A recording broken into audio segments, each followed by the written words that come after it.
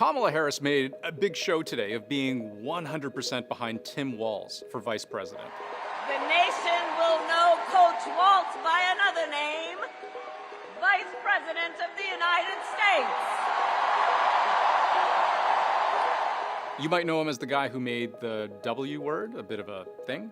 These guys are just weird. That's who they are. America is the country where, like, we are unafraid to be weird. Our founding fathers, I wasn't joking before, were weird. So it just seems like such a particularly un-American expletive. But it's worth mentioning, Harris had options. She could have chosen an astronaut turned senator in Mark Kelly, or a more national name in Pete Buttigieg. Josh Shapiro was also a top contender right up until the very last minute. He's the governor of the battleground state of Pennsylvania, which has swung both ways in recent elections and would be a critical pickup for Harris this time around. But Harris chose Tim Walz, the plain-speaking governor of Minnesota, who calls it like he sees it. That stuff is weird. They come across weird. I see Donald Trump talking about the wonderful Hannibal Lecter or whatever weird thing he's on tonight. That is weird behavior. He's not a flashy pick, but maybe that's the point. Minnesota's strength comes from our values, our commitment to working together. And now, Vice President Harris and I are running to take those very values to the White House.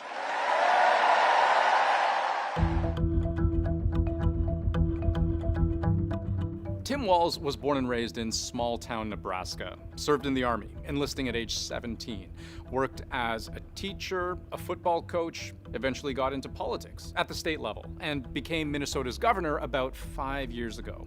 Now he's 60 years old, just a few months older than Harris. But listen to the way he talks, going back to that clip I showed you at the start. These guys are just weird. That's who they are. So it isn't much else. Don't give them the power. Look, are they a threat to democracy? Yes. Are they going to take our rights away? Yes. Are they going to put people's lives in danger? Yes. Democrats revere Walz for speaking plainly and pragmatically. I've seen people observe about him. When you meet him, you know him. It's like when Bernie Sanders' mittens were all the rage. There's no stunt there. There's no act. It's just someone being themselves. This tweet sort of captures that same idea. I like that Walz can pull off underdressing without it looking like a bit. And one of the replies, he might run for vice president, or he might clean the garage. It's the weekend. Anything can happen. He is plain spoken, but he's incredibly good at delivering a democratic message and delivering the stark contrast between the haves and the have-nots, both with his own experience as governor and previous to that as a member of Congress. Somebody who speaks the language of middle America, somebody who has rural roots, somebody who ideally, according to Democrats, is going to appeal to white working class voters because that's the world that he comes from. This matters because in the US, pundits will often talk about blue wall states. These are a collection of 18 states that Democrats won in almost every election from 1992 to current day, so the last 30 years, except that wall was breached when Trump took office in 2016. Republicans flipped Wisconsin, Michigan, and Pennsylvania, states with big rural populations. And Minnesota, where Tim Walz has built his career, very nearly fell. Democrats only won the state by the narrowest of margins, about 1.5 percentage points. So the idea behind bringing Tim Walz onto the ticket as Harris's choice for VP, his rugged rural appeal is absolutely a part of that equation. What he actually is something new. He's a positive populist. He's a populist. He's an up with the people guy. He's an everyday guy. He's not an elite. He's not a coastal elite at all. On a more surface level, you also can't ignore what might feel like a crass consideration, but it's a real one. Barack Obama had to confront it head on. The next Vice President of the United States of America, Joe Biden. Black president, white vice president. You get change, you get stability. Kamala Harris is hoping to become America's first black woman president. My mother was very well aware that she was raising 2 black girls to be 2 black women. She would also become the first American president of Indian heritage. So we're both Indian, yes, but actually we're both South Indian. Yes, you look like the entire one half of my family. Okay, thank you. You do. So, you might have noticed, virtually all of Harris's shortlisted candidates for VP were white men. The demographic balance is always a consideration, something that needs to happen in order to appeal to as many Americans as possible. To the extent that people might have concerns about Kamala Harris being more liberal or being from California, being from San Francisco, the more that you can say, look at my running mate, look at the kind of people that I'd have around me when I become president. He is somebody who you might be more comfortable with. I think that's what the name of the game was when it comes to this pick. Tim Walz is also a father of two.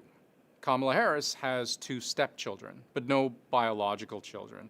This is something that has come up in the campaign, with an old clip of Trump's running mate, J.D. Vance, once referring to prominent Democrats as childless cat ladies. We're effectively run in this country via the Democrats, via our corporate oligarchs, by a bunch of childless cat ladies. If you look at Kamala Harris, Pete Buttigieg, AOC, the entire future of the Democrats is controlled by people without children. So again, this isn't exactly the pretty side of politics, but by choosing a family-oriented running mate, voters may be more likely to see Kamala Harris as sharing those same values. But this is all still surface-level stuff, right?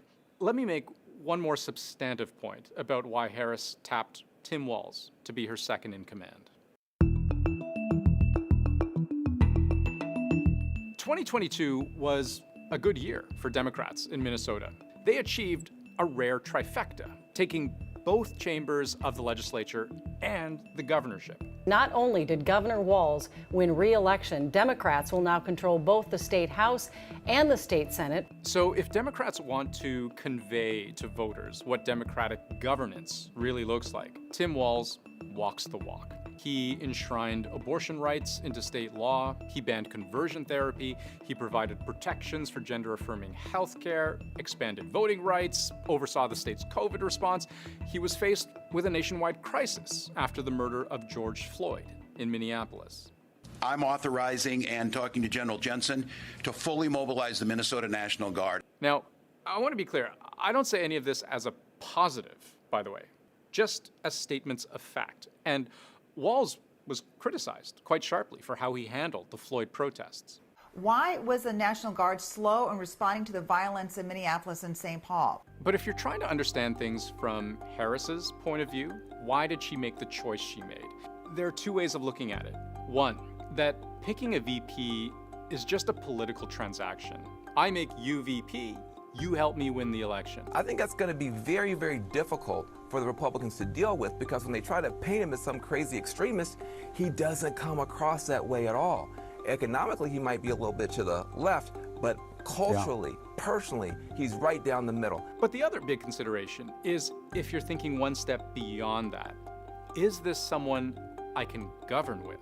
I set out to find a partner who can help build this brighter future. So Pennsylvania, I'm here today because I found such a leader. Ultimately, that's where Tim Walz may truly have come out ahead.